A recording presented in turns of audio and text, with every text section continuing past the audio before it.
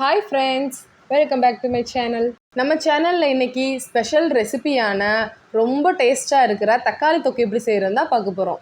இந்த ரெசிபியை இட்லி, தோசை, சப்பாத்தி, சாதம் எல்லாத்துக்கூடையும் வச்சு சாப்பிட்ற செம்ம காம்பினேஷன்.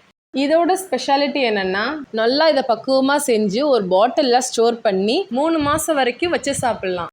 இந்த ரெசிபி ஹாஸ்டல் ஸ்டூடெண்ட்ஸ், பேச்சுலர்ஸ் இவங்களுக்குலாம் ரொம்ப ரொம்ப ஹெல்ப்ஃபுல்லாக இருக்கும். இப்போ வாங்க இந்த அருமையான ரெசிபியை எவ்வளோ சுலபமாக ஈஸியாக செய்கிறதுன்னு பார்க்கலாம். ஃபஸ்ட்டு இந்த ரெசிபி செய்கிறதுக்கு ஒரு கடாயை நல்லா சூடுபடுத்திட்டு அதில் 1/4 கப் எண்ணெயை தாராளமாக ஊற்றிக்கோங்க. எண்ணெய் நல்லா சூடானதுக்கப்புறம் 1 ஸ்பூன் கடுகு போட்டு நல்லா பொரிய விடணும்.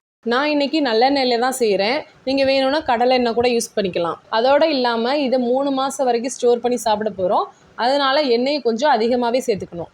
நீங்கள் ஸ்டோர் பண்ண போகிறதில்ல, அப்போவே சாப்பிட போகிறீங்கன்னா நீங்கள் 2 டேபிள் ஸ்பூன் எண்ணெய் சேர்த்தா மட்டும் போதும். இப்போது கடுகு பொரிஞ்சதும் நம்ம வெங்காயம் சேர்த்துக்கலாம். 2 பெரிய வெங்காயத்தை இந்த அளவுக்கு பொடியாக நறுக்கிட்டு சேர்த்துருக்கேன். இப்போது கண்ணாடி பதம் வர அளவுக்கு இதை வதக்கிக்கணும். இப்போது வெங்காயம் முழுமையாக வதங்கிருச்சு. இந்த ஸ்டேஜில் நம்ம 2 பச்சை மிளகாவை இந்த அளவுக்கு கீறிட்டு சேர்த்துக்கலாம். கூடவே ஒரு கொத்து கருவேப்பிலையை சேர்த்துட்டு நல்லா கலந்து விடுங்க. இப்போ நம்ம தக்காளி சேர்த்துக்கலாம். 4 பெரிய சைஸ் தக்காளியை இந்த அளவுக்கு பொடியாக நறுக்கிட்டு சேர்த்துக்கோங்க. தக்காளி சேர்த்துட்டு ஒரு தடவை நல்லா மிக்ஸ் பண்ணி விட்டுக்கணும். இந்த ஸ்டேஜில் ரெசிபிக்கு தேவையான அளவுக்கு உப்பு சேர்த்துக்கணும். கூடவே 1/4 ஸ்பூன் மஞ்சள் தூள் இதெல்லாம் சேர்த்துட்டு நல்லா மிக்ஸ் பண்ணிக்கணும். தக்காளியை நல்லா பழுத்த பழமாக பார்த்து யூஸ் பண்ணுங்கள். அப்போ தான் இந்த ரெசிபிக்கு டேஸ்ட் நல்லாயிருக்கும். இப்போ எல்லாத்தையும் நல்லா மிக்ஸ் பண்ணியாச்சு. தக்காளி நல்லா மசிஞ்சு வரணும். அதுக்கு ஒரு மூடி போட்டு சிம்மிலேயே ஒரு 5 மினிட்ஸ் அப்படியே விட்டுருங்க. 5 மினிட்ஸ் ஆயிடுச்சு. மூடி ஓப்பன் பண்ணிடலாம்.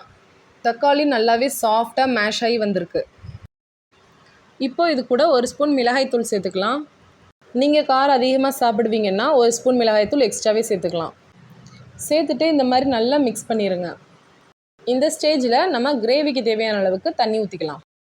நான் 1 கிளாஸ் அளவுக்கு தண்ணி சேர்த்துருக்கேன். உங்களுக்கு கிரேவி எந்த அளவுக்கு திக்காக வேணுமோ அந்த அளவுக்கு தண்ணி சேர்த்துக்கோங்க. நல்லா கலந்துட்டு எண்ணெய் பிரிஞ்சு வர அளவுக்கு இதை நல்லா சிம்லேயே வேக வச்சுக்கோங்க. மசாலாவோட ராஸ்மெல்லாம் போய் எண்ணெயும் நல்லா பிரிஞ்சு வந்திருக்கு. அவ்வளோதான், நம்ம தக்காளி தொக்கு ரொம்ப கலர்ஃபுல்லாக திக்காக சூப்பராக வந்திருக்கு. இப்போ இந்த ஸ்டேஜில் ஸ்டவ் ஆஃப் பண்ணிடலாம்.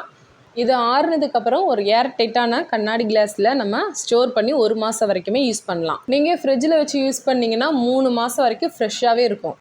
ஓகே ஃப்ரெண்ட்ஸ், இந்த டேஸ்டான ரெசிபியை கண்டிப்பாக வீட்டில் ட்ரை பண்ணி பாருங்கள். வீடியோ பிடிச்சிருந்துச்சுன்னா லைக் பண்ணுங்கள், கமெண்ட் பண்ணுங்கள், ஷேர் பண்ணுங்கள். மறக்காமல் நம்ம சேனலை சப்ஸ்கிரைப் பண்ணுங்கள்.